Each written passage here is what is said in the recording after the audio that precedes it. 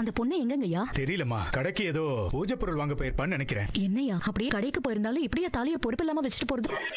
அந்த பொண்ணு ஏதோ பிரச்சனையில இருக்குமா. இங்க வந்தப்பவே ஒரு மாதிரி படபடப்பாவே இருந்துச்சுமா.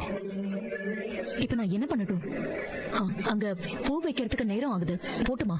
காலைல இந்த பூவை போட்டு ஆசீர்வாதம் வாங்கிக்கோங்க. சரிங்க ஐயா.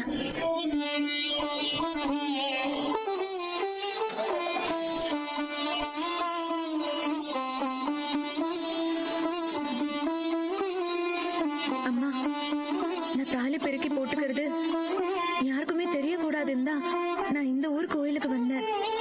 ஆனா இதே கோவிலுக்கு நீ அதையும் வர வச்சு என்ன ஆசீர்வாதம் பண்ண வச்ச.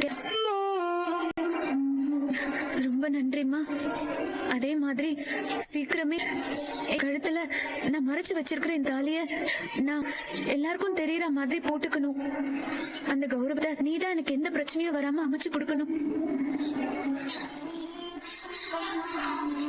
துளசி,